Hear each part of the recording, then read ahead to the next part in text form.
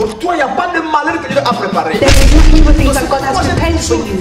That's why I've always Toutes ces said this. mauvaises choses que nous voyons All the evil things that we see ne viennent pas de nous. does not come from C'est Him. pourquoi nous n'acceptons pas. That's why we do not accept it. Le passé, comment ça a été? No matter how your past was, Comment ça a été? no matter how you are, white or Ce n'est pas ça qui fait ton demain. that's not what's going to make you Ton future. demain, c'est un autre état. Your future is another time. Shalom bien-aimés, nous vous saluons partout que vous nous suivez dans ce programme qui nous édifie, qui nous enseigne. Aujourd'hui, nous allons parler d'un thème. Et ce thème-là, c'est comme une question venant de la parole de Jésus pendant le moment de sa crucifixion. Et nous allons parler si Eli, Eli, lama sabachthani. Qu'on a traduit en français, mon Dieu, pourquoi m'as-tu abandonné? Ça, c'était comme une question que Jésus avait posée à son Dieu. Et, écoutez, le langage de Jésus sur la croix en disant cela, c'était un langage très inhabituel. Parce que lorsque nous étudions les 4 évangiles, par rapport à leur relation entre le Père et le Fils bien-aimé, lorsque Jésus se réfère à son Père, il se référait à son Père, pas Dieu. Mais qu'est-ce qui s'est passé à la croix lorsqu'il n'a pas parlé du Père, il a parlé de Dieu? Qu'est-ce que cela signifie? C'est ça que nous allons étudier. Parce que écoutez, chaque phrase de Jésus à la croix est tellement significative. Nous devons comprendre cela très bien. Pourquoi? Parce que Jésus est venu nous représenter et Jésus est venu pour notre bien. Tout ce que Jésus est venu faire sur la terre, ce n'était pas pour lui, c'est pour l'humanité tout entière, afin que nous puissions les bénéficier. Mais avant qu'on arrive là, lisons notre verset, Matthieu 27, le verset 46.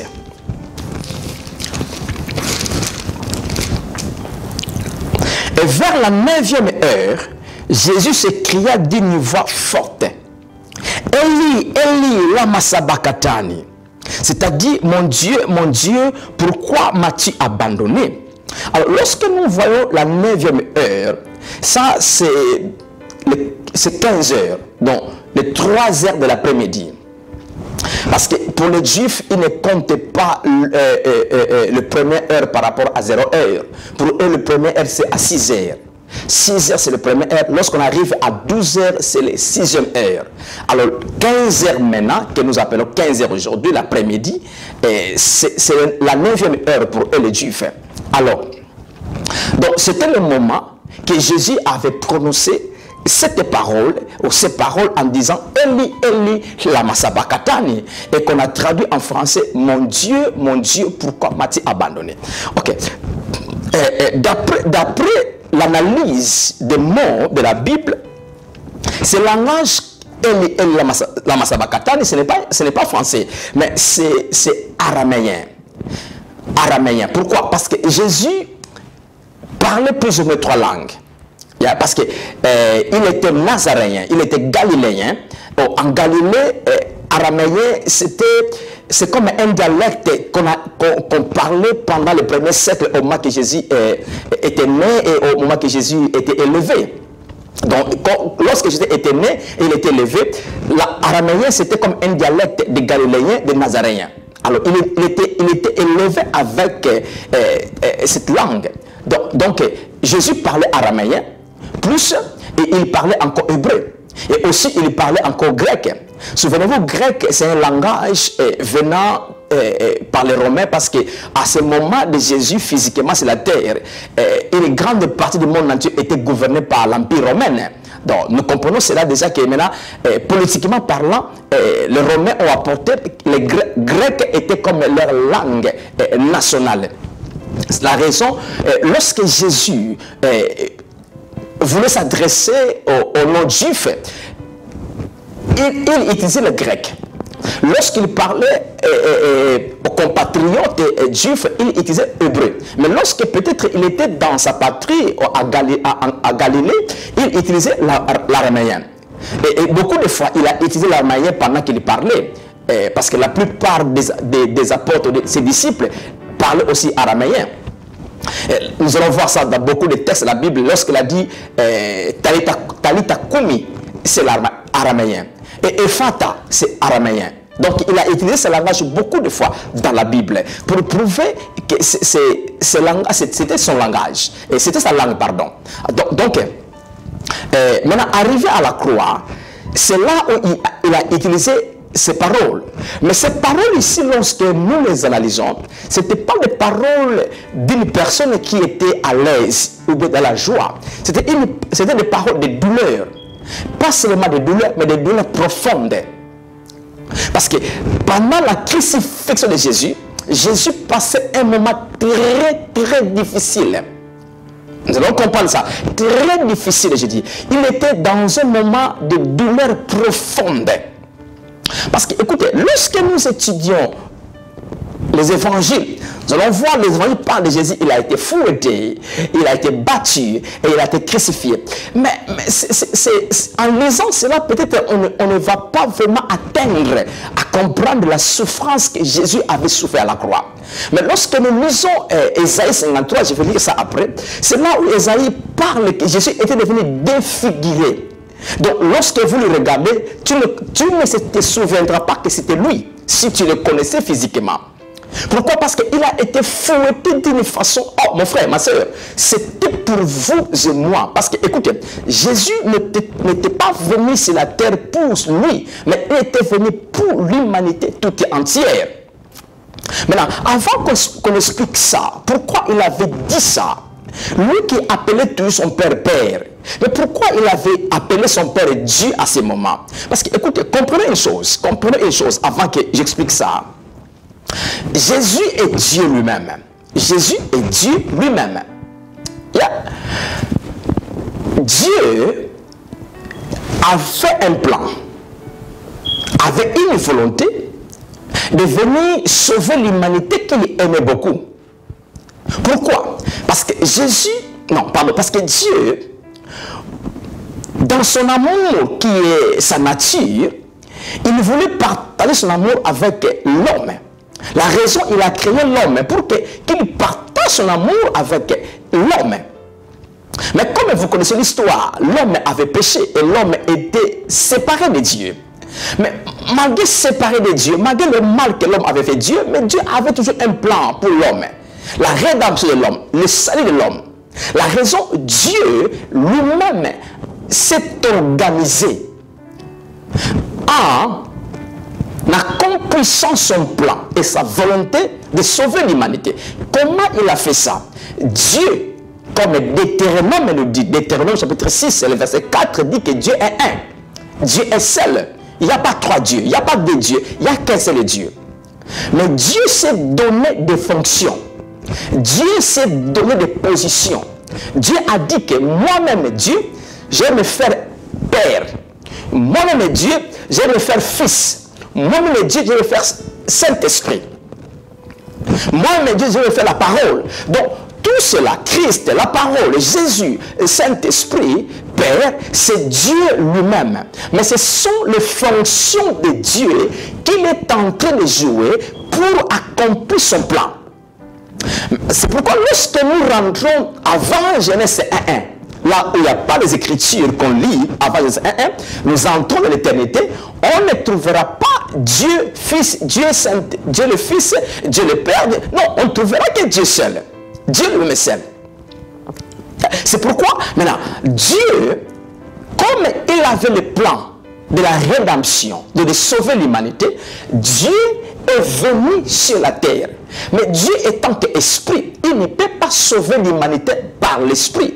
Il doit avoir un corps humain égal aux gens qu'il est venu sauver. La raison, si nous lisons Hébreux chapitre 10, Hébreux chapitre 10, je ne sais pas si je peux lire ça ou bien laisse-moi citer ça.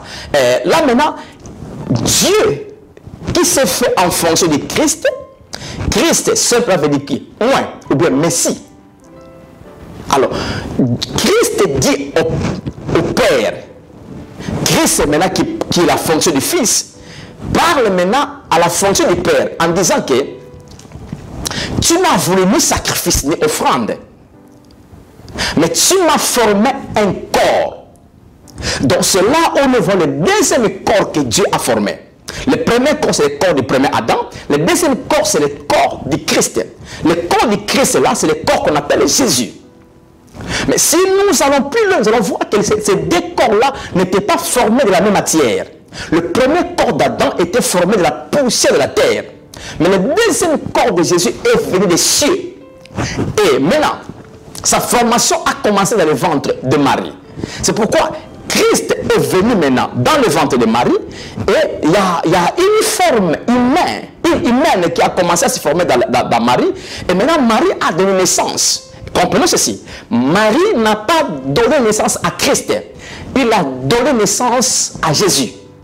C'est pourquoi, si vous lisez Ésaïe, Ésaïe dit que un enfant nous est né et un fils nous est donné. Un enfant, Jésus, un fils, Christ.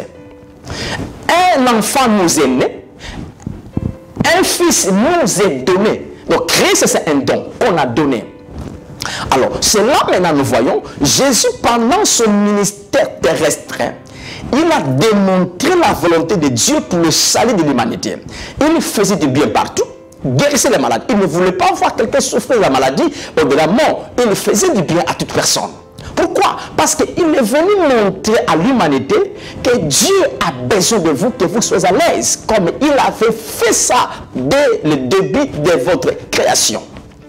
Alors, maintenant, lorsque nous parlons de la crucifixion maintenant, c'est la place que Jésus a pris pour accomplir le plan et la volonté de Dieu pour le salut de l'homme. Mais écoutez ceci. Lorsque nous lisons de la Bible, nous allons voir qu'il y avait un homme de la Bible qui parlait de Jésus beaucoup. David. Parce que David était un roi, il avait aussi un ministère prophétique.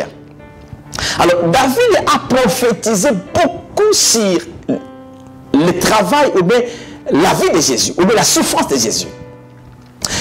Alors lorsque Jésus a répété le mot Eli lama sabachthani, mon Dieu, pourquoi m'as-tu abandonné? Ce n'était pas pour la première fois que cette parole a été écrite dans la Bible. Cette parole-là, David l'avait prononcée comme la parole prophétique que Jésus doit accomplir. Là, maintenant, je dois lire dans Psaume 22. Psaume 22. Je vais seulement lire le verset 1. Je peux lire tout le Psaume 22, vous allez voir que ça parle de Jésus. Mais je vais seulement lire le verset 1. Verset 2, pardon. Verset 2. Mon Dieu, pourquoi m'as-tu abandonné? Et t'éloignes-tu sans me secourir, sans écouter mes plaintes? Ok, laisse-moi encore lire le verset 7. Et moi, je suis un ver et non un homme, l'opprobre des hommes et le méprisé du peuple. Tous ceux qui me voient se moquent de moi. Ils ouvrent la bouche, secouent la tête. Vous allez voir ça. Ce sont des choses qui se sont accomplies à la croix. Ok. Mais prenons maintenant la phrase du verset 2.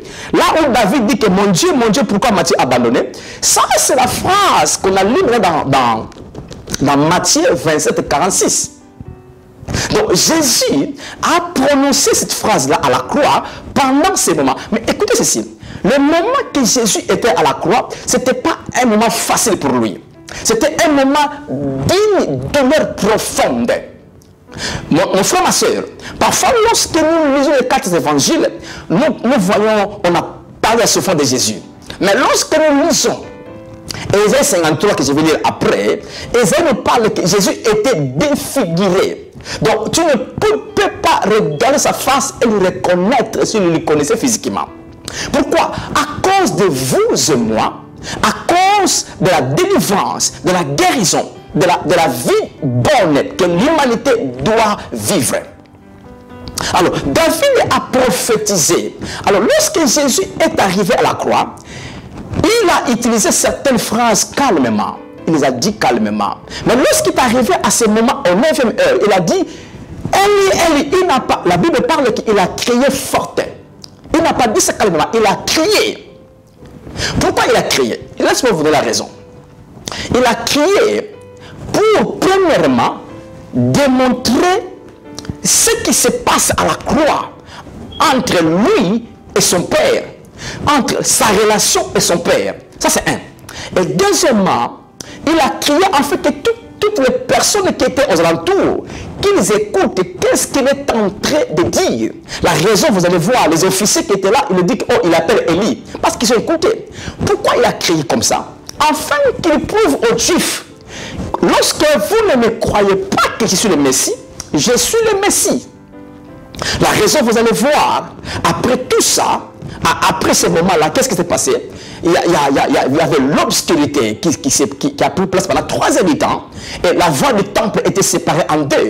Waouh, waouh! Donc, écoutez, je ne voulais pas entrer dans ces choses-là pour expliquer ça. Donc, il y a extrêmement de terre. Et c'est là, je ne sais pas si les Juifs avaient changé leur pensée en voyant toutes ces choses sur le Fils de l'homme. Je ne sais pas s'ils ont compris ce langage-là de l'obscurité, la voie du temple séparée, les tramés, je ne sais pas s'ils ont compris ça. Parce qu'il a crié afin qu'ils sachent que moi que vous avez méprisé, je suis le Messie que vous attendiez. Waouh, waouh. Alors, écoutez ceci, bien aimé. Lorsque Jésus est arrivé à la croix, il était en agonie. Je vais lire dans Luc. Il était en agonie. Parce que la douleur n'était pas une douleur superficielle. C'était une douleur profonde que l'homme Jésus ne pouvait pas supporter. Mais il a supporté la douleur à cause de vous et moi, afin que nous soyons bénis, libérés, sauvés. La façon qu'on lui a fouetté, la façon qu'on lui a bâti, mon frère, ma soeur, Jésus, il doit supporter cela physiquement. Pourquoi? Parce qu'il le savait, avant qu'il vienne sur la terre, il le savait qu'il vivra cette souffrance. Il traversera ces moments de douleur intense. Il le savait. La raison, il avait besoin de l'aide. Je vais arriver à parler qu'il avait besoin de l'aide. Il fallait que le Saint-Esprit lui aide pour qu'il supporte cette douleur-là, cette souffrance-là. C'est pourquoi Luc dit, écoutez, une chose que j'aime encore dans Luc. Luc nous explique que la souffrance de Jésus n'a pas commencé à la croix. La souffrance de Jésus a commencé à Gethsémane. Laisse-moi lire ça. Luc 22. Luc 22. Prenons le verset 41. Luc 22, le verset 41. Ou bien commençons au verset 40. Yeah. Lorsqu'il fut arrivé dans ces lieux, il leur dit, priez afin que vous ne tombiez pas en tentation. Il parle maintenant aux disciples. Parce qu'il s'est séparé, aller à la montagne de Gethsémane pour qu'il prie, afin qu'il se prépare pour maintenant qu'il doit faire face à la croix, à la souffrance. 41. Puis il s'éloigna d'eux à la distance d'environ un jet de pierre et s'étant mis à genoux, il pria. 42. En disant, Père, si tu voulais éloigner de moi cette coupe, toutefois, que ma volonté ne se fasse pas, mais la tienne. 43. Alors un ange lui apparut du ciel pour le fortifier. 44. Étant en agonie, il priait plus instamment et sa sueur devint comme des gréements de sang qui tombaient à terre. Après avoir prié, il se leva et vint vers les disciples qu'il trouva endormis de tristesse. Maintenant, écoutez ceci. Luc nous montre ça que Jésus était en agonie au verset 44. Il était en agonie. Mais à ce moment, il n'était pas encore battu, ni frappé. Mais comment il était en agonie? Maintenant là, il y a une souffrance avant la souffrance physique. Parce que maintenant, là, il voyait ce qu'il va passer. Il voyait comment il va être battu. Waouh! Maintenant, dans sa pensée, dans son imagination, il voit la souffrance qu'il va faire face. Maintenant, la souffrance qu'il va faire face, moralement, Jésus était déjà battu et souffrait déjà la souffrance. La raison, n'a pas encore subi cela physiquement, mais il était déjà souffrant. Il était de la douleur. C'est pourquoi au moment qu'il était à Gethsemane, il était en agonie. Mais l'agonie qu'il était à Gethsemane, ce n'était pas l'agonie par rapport à la souffrance physique, mais c'est la souffrance morale, dans la pensée, dans l'imagination, parce qu'il avait vu la coupe de la souffrance. Le mot coupe qu'il a, c'est la souffrance qu'il va traverser. Waouh! Frères et sœurs, c'est pourquoi, lorsque nous étudions la souffrance, la mort de Jésus, ne laissons pas la place à certaines choses que nous confessons. Cette mort-là nous a libérés de la main du diable, nous a libérés de la maladie, nous a libérés de la souffrance de ce monde, nous a libérés des influences démoniaques. Frères et sœurs, Jésus n'a pas souffert en vain. Il a souffert pour que vous et moi, nous soyons complètement libres. Alors, maintenant, là, Gethsemane, il a souffert. Maintenant, la Bible dit que pendant qu'il priait, sa sueur devait du sang. Ça, c'est significatif aussi. Parce qu'il devait maintenant racheter la terre qui a été maudite. Le sang a tombé sur la terre. Oh, le sang, c'est le prix du rachat. Donc, c'est-à-dire que le sang de Jésus n'a pas seulement commencé à couler à Golgotha, mais à partir de Gethsemane, Jésus a commencé le travail du sang.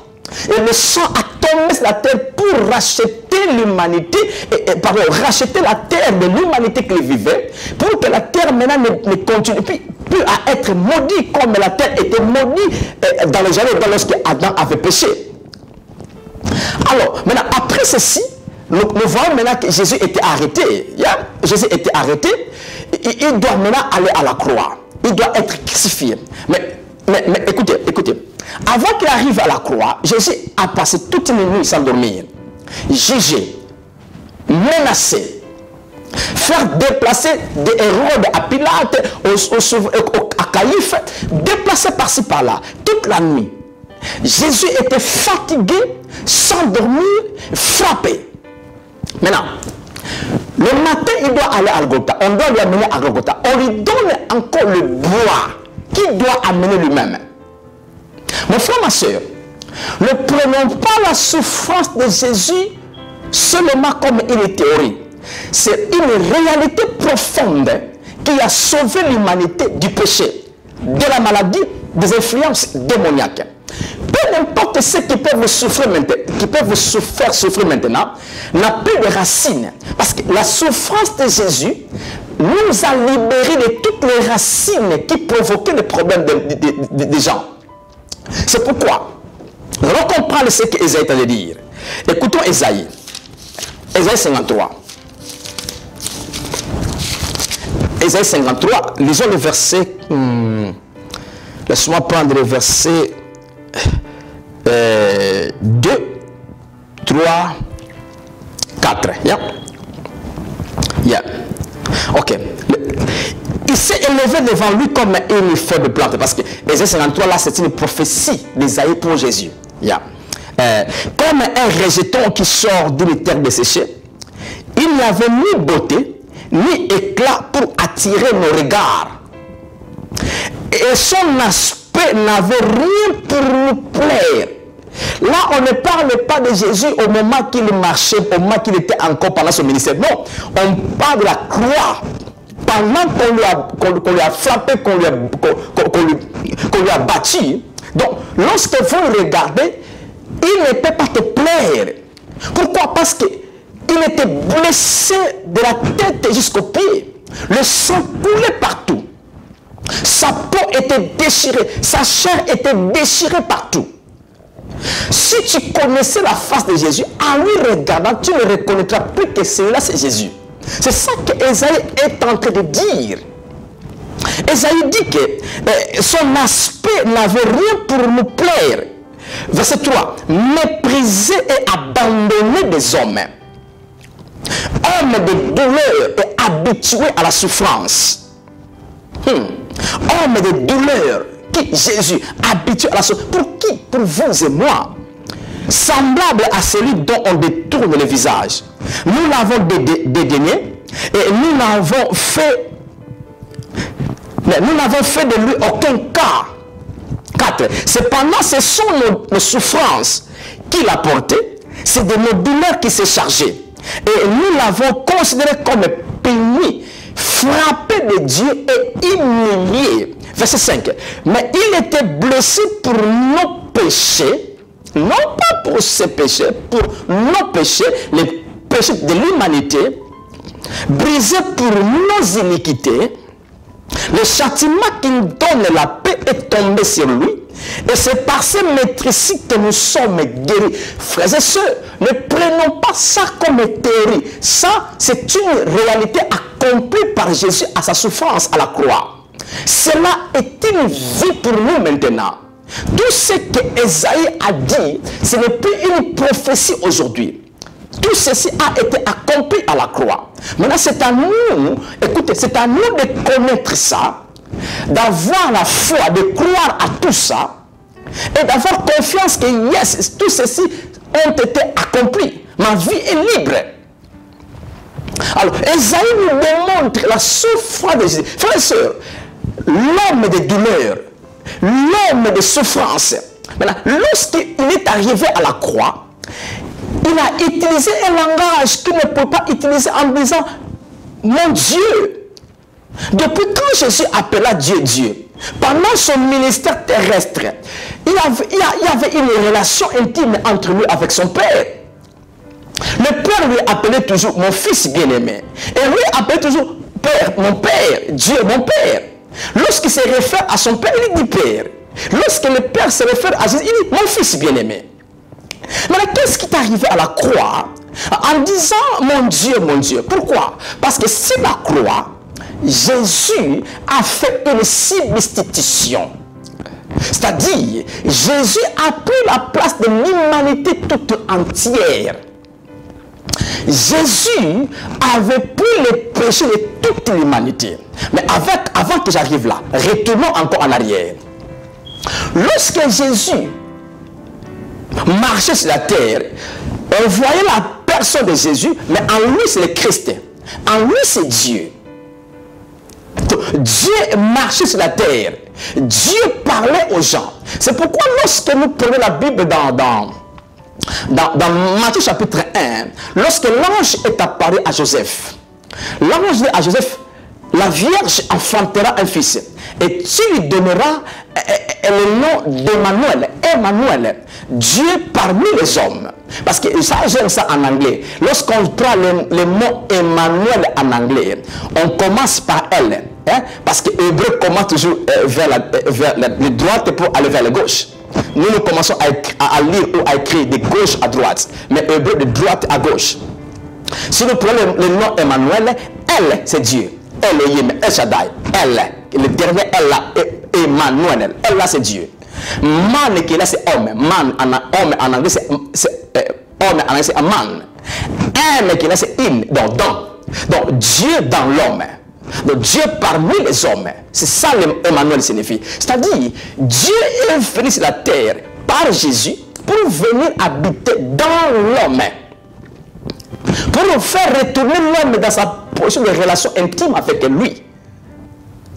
Alors, maintenant, lorsqu'il a fait ça, Jésus est allé à la croix, le Dieu qui était en lui, qui est son Père, qui est le Saint-Esprit, qui est le Christ qui était en lui, ils étaient ensemble à la croix. Lorsque Jésus souffrait, on faisait souffrir Jésus, l'homme.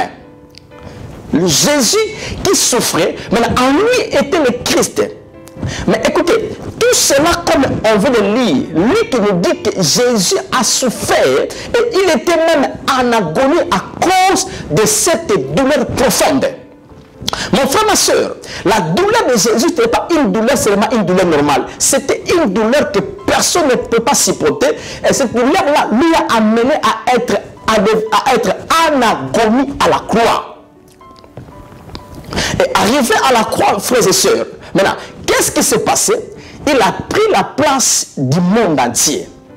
Le péché du monde, la maladie du monde, la souffrance du monde, tout ce que le monde avait venant du péché d'Adam, venant du diable, maintenant, était dans le corps de Jésus à ce moment-là. Donc c'est là où nous parlons, il y avait une substitution. Or, si nous prenons la Bible, les nations toutes entières ne pouvaient pas appeler Dieu Père, parce que ce n'était pas leur droit. Comprenons que les nations ne pouvaient pas appeler Dieu leur Père, parce qu'ils étaient hors du plan, étant que fils, étant qu'enfant de Dieu. Maintenant, Jésus arriva à la croix, comme il était venu pour l'humanité toute entière. Comprenez ceci. Jésus n'était pas venu seulement pour les Juifs. Jésus a commencé son ministère avec les Juifs pour commencer à sauver les Juifs. Mais il y avait une grâce réservée pour les nations toutes entières.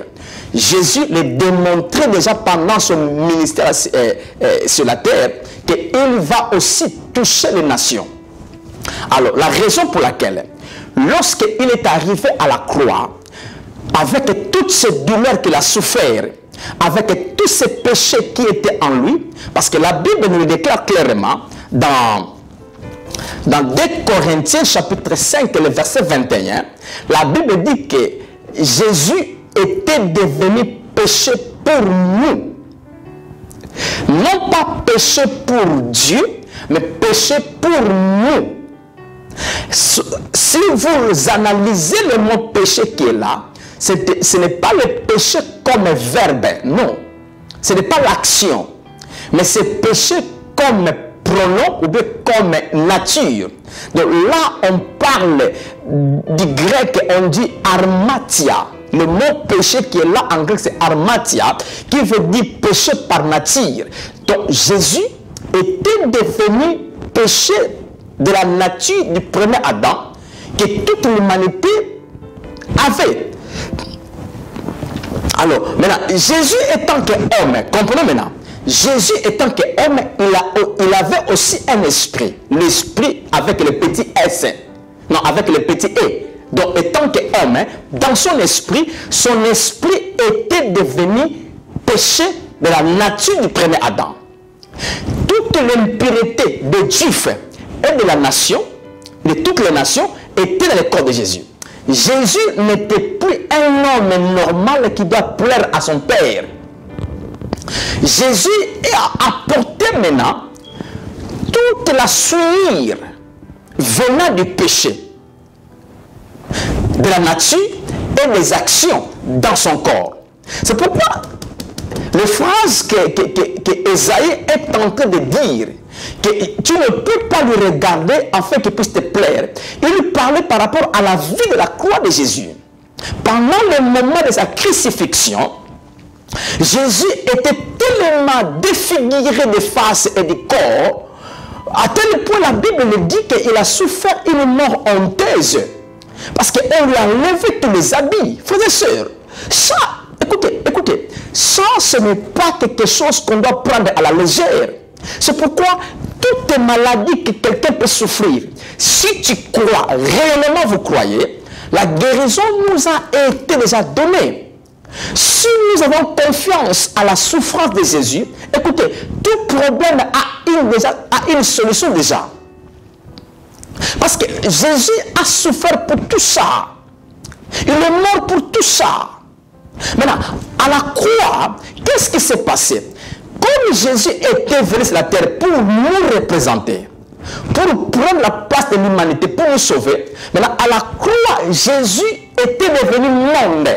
Je parle du monde entier, je parle des Juifs et les nations.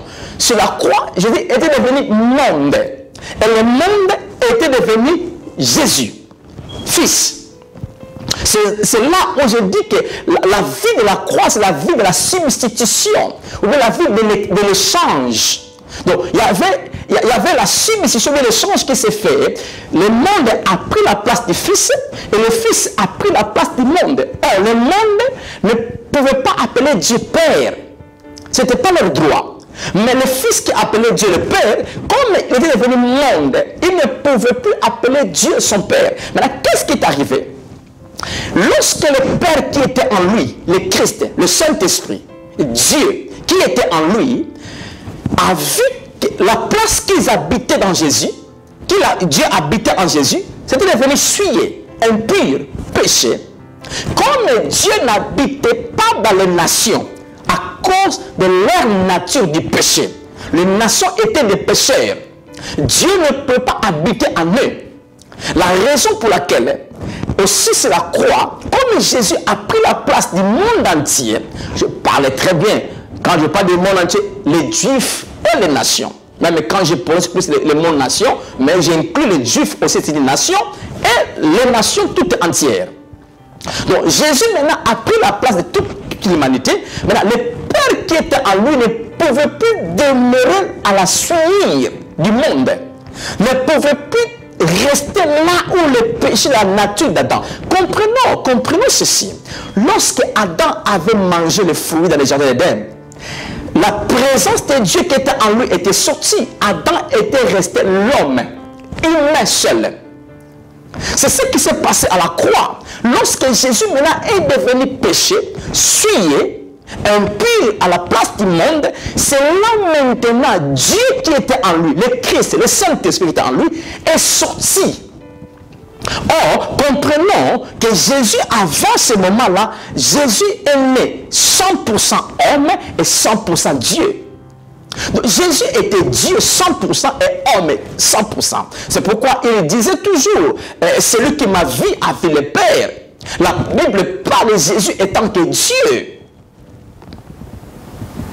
Maintenant, là nous comprenons maintenant, lorsque le Père, lorsque Dieu, lorsque le Christ, lorsque le Saint-Esprit lui a quitté, il est resté 100% homme. Le 100% Dieu est sorti. C'est là maintenant il a prononcé ce langage. Ce n'était pas un langage de la joie, un langage de douleur. Il était en agonie, comme j'avais expliqué, dans la souffrance profonde de ce qu'on lui a fait. Maintenant, celui qui lui a appelé mon bien-aimé, mon fils bien-aimé, le quitte encore. Celui qui l'aimait beaucoup, le quitte encore. Jésus reste seul. Maintenant, Jésus voit, moi étant que seul, comment je vais finir ce travail. C'est pourquoi la Bible me parle dans Hébreux chapitre 9, le verset 14. La Bible dit que le Saint-Esprit était à l'aide de Jésus à la croix. Parce que depuis Gethsemane, nous allons lire Luc 22, non? La Bible dit que l'ange est venu lui fortifier. Parce que Jésus avait besoin de l'aide. Oh, mon frère, ma soeur, c'était pas facile pour qu'il arrive à la croix. Pour qu'il finisse la mission jusqu'à la fin en disant que j'ai remis mon esprit entre tes mains. Ce n'était pas facile pour lui. C'est pourquoi à Gethsemane, lorsqu'il a vu toutes ces souffrances, qu'est-ce qu'il a dit? Oh Père, est-ce que tu ne peux pas chercher un autre moyen pour les sauver? Je dois seulement passer à la coupe là, souffrir. Mais il a compris que le Christ qui était en lui, il lui dit, oh, écoutez, qu'est-ce que je veux dire? Tu sais qu'avant qu'on vienne sur la terre, on avait signé un contrat avec le Père. Nous le savons que nous sommes venus pour ça. Parce que Jésus savait pourquoi il est venu sur la terre. Il savait qu'il doit passer à la croix. Il doit souffrir. C'est pourquoi le Saint-Esprit était toujours pour lui aider. Alors, la raison pour laquelle, frères et sœurs, lorsque le Père lui a quitté, c'est là où Jésus a prononcé, mon Dieu, il ne pouvait pas appeler Père, parce qu'il était venu au monde. La malédiction du monde entier était en lui. Écoutez. Lorsqu'il était à la croix, Jésus n'a pas seulement souffert le frappe des Juifs, n'a pas seulement souffert ce que les Juifs lui ont fait, mais aussi Jésus était puni à la croix. Je crois qu'on a lu ça dans Ésaïe 53. Hein? Jésus était puni par le Père à la croix. Normalement, la punition que Jésus avait subie, ça devait subir le monde. C'est le monde entier qui devait subir cette punition. Jésus était jugé à la croix. Il a passé au jugement. Aussi, ce jugement-là, c'est le jugement que le monde devait passer.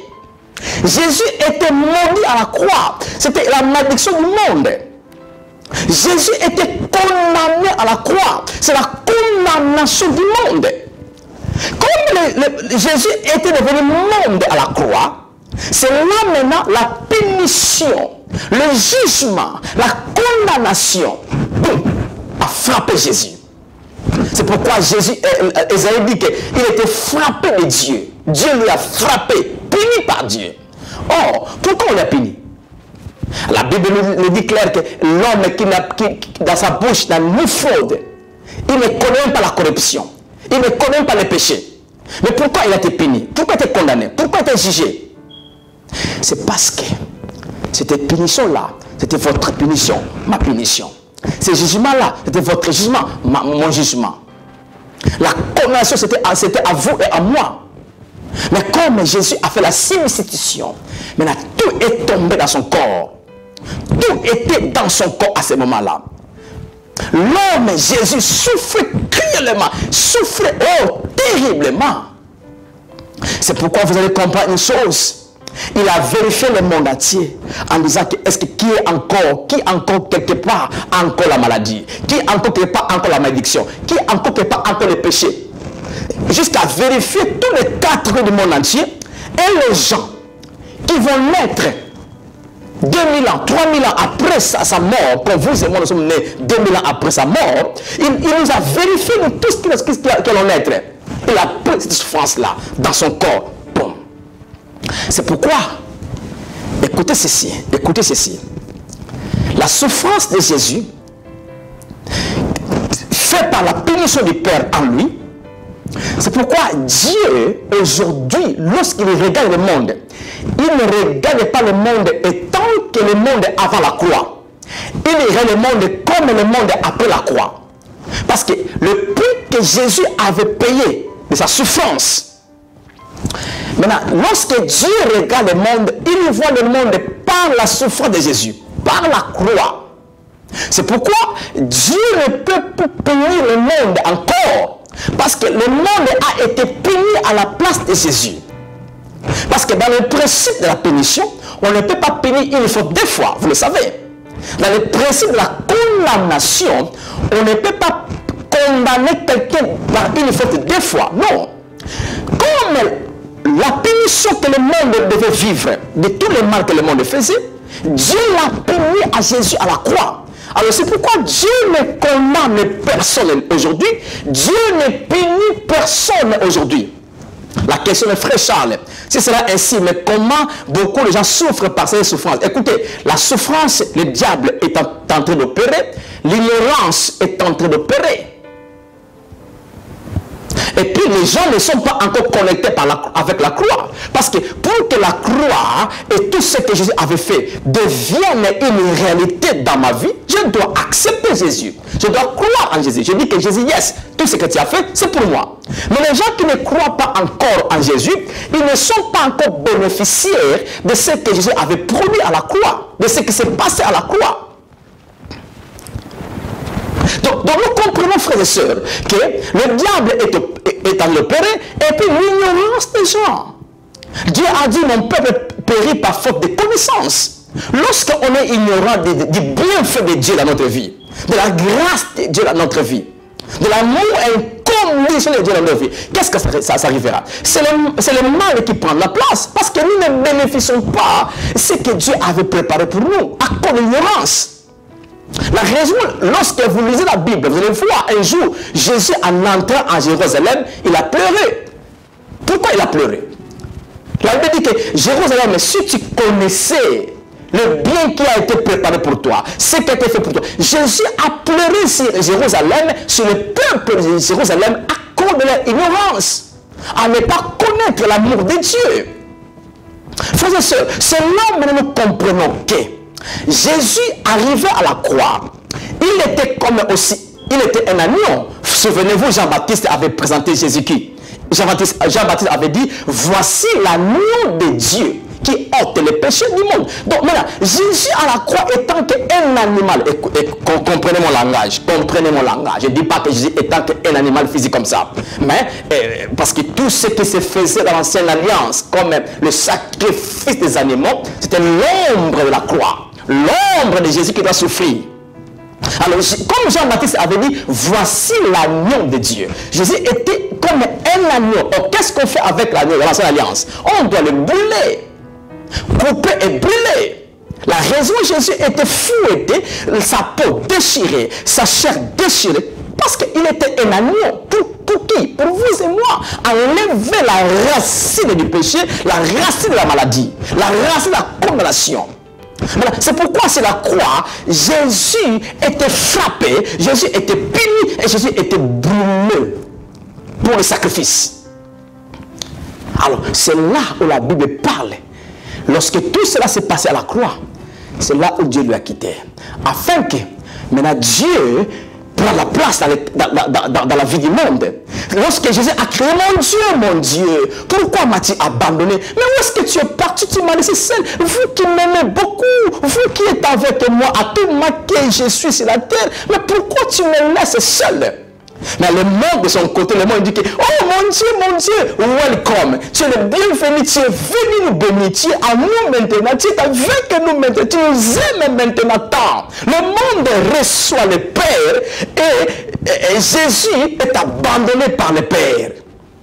C'est pourquoi il ne pouvait plus appeler Père, il appelait Père Dieu, son papa est devenu son Dieu.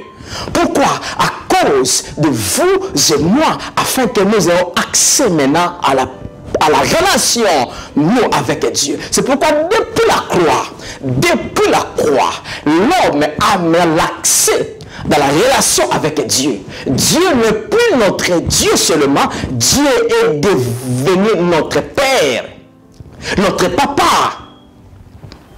Et lorsque nous parlons de papa, c'est qui est notre source, notre origine, notre pourvoyeur, notre leader. La raison pour laquelle, frères et sœurs, écoutez ceci. Jésus l'a déjà fait. Jésus l'a déjà accompli pour vous et moi. Maintenant, qu'est-ce qu'on a besoin de faire? Si tu n'es pas encore un enfant de Dieu, le seul moyen, c'est de croire. Jésus, tu es mort pour mes péchés. Quand tu fais cela, tu le confesses de la bouche, tu es devenu enfant de Dieu, tu devais bénéficier de tout ce qui a été accompli à la croix. Pour ceux-là qui sont enfants de Dieu, mais nous devons prendre conscience de la vie que nous avons. Nous avons le droit à notre Père. Nous avons des privilèges à notre Père. N'acceptons pas les choses que le monde nous offre. N'acceptons pas l'ignorance que le monde nous montre. Nous sommes les enfants dans la maison de notre papa. Notre papa nous aime sans condition. Mais vous savez que je dois connaître mes droits. Je dois connaître mes privilèges. Je dois connaître, je suis dans la maison de Dieu, dans la maison de mon Père. Je ne suis pas un esclave. Je suis fils dans la maison de mon papa. Alors, comment cela fonctionne? C'est en connaissant ces vérités, en le croyant, et puis en étant conscient de cela. N'ayez pas cette conscience trop de démons. Non, ce n'est pas bon pour ta vie. N'ayez pas la conscience des liens, des hôtels. Ça, ce n'est pas là. Jésus est mort pour toutes ces choses.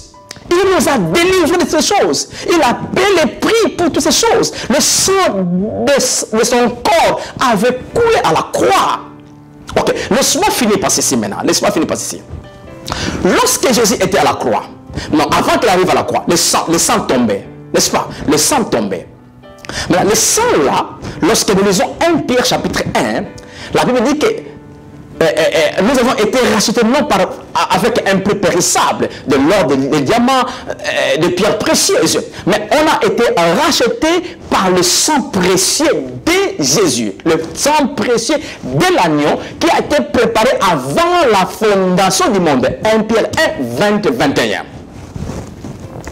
Maintenant, le sang, c'est le prix du rachat. Lorsqu'on parle de rachat, on parle de réacheter. On achète encore la personne pour la deuxième fois. Parce que nous appartenons à Dieu et on a perdu Dieu. Maintenant, Dieu nous doit encore acheter. Pourquoi? Parce que par nature du péché, on était devenus comme les enfants du diable. Maintenant, Jésus a payé le prix. Le prix de quoi? Le prix de sa vie à la croix. Le prix de sa souffrance, le prix de son sang qu'il a payé à la croix. Et ce prix-là, c'est un prix total. C'est pourquoi lorsque vous prenez les mots rachetés en grec, c'est un mot qu'on utilise en disant que lorsqu'on achète, personne ne peut encore vendre et réacheter. Donc, lorsque Jésus appelle le prix pour nous racheter, c'est un prix complet et total.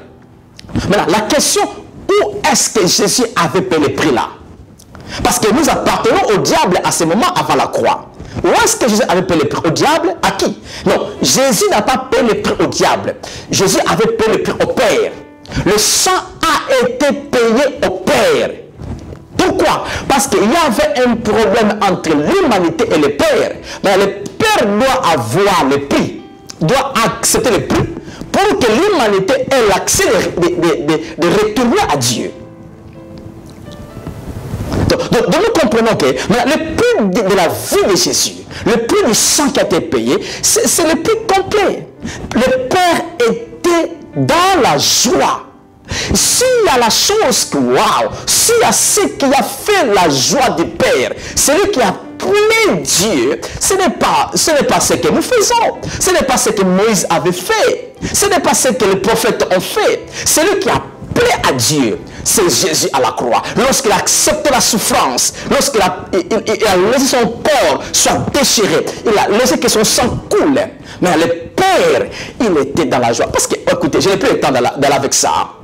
Le sang là, c'est le sang des animaux, c'est l'ombre. Écoutez, lorsque le souverain sacrificateur entrait dans le lieu très saint, il a mené quoi? Le sang des animaux qu'il menait sur les propitiatoires, entre les chérubins, à la couverture de l'arche. Lorsqu'il mettait le sang sur cette couverture-là, la gloire de Dieu descendait, le Shekinah descendait dans le lieu très saint.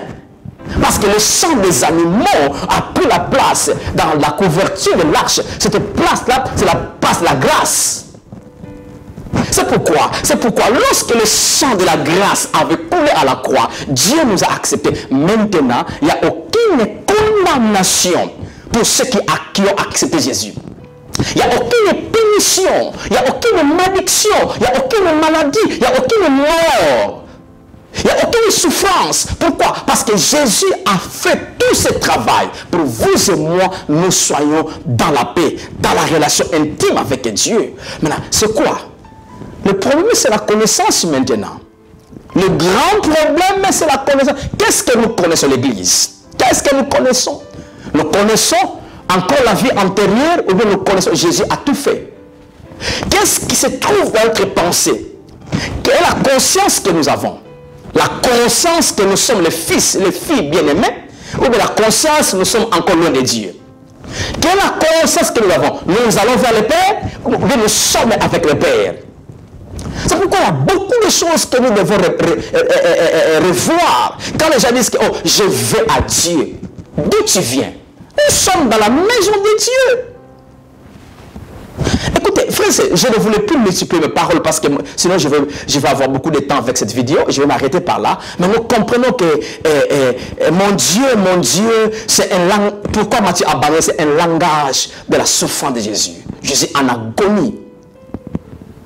Et il a prononcé cela, en fait, que vous et moi nous disons, mon Père, pourquoi m'as-tu accepté, m'as-tu béni?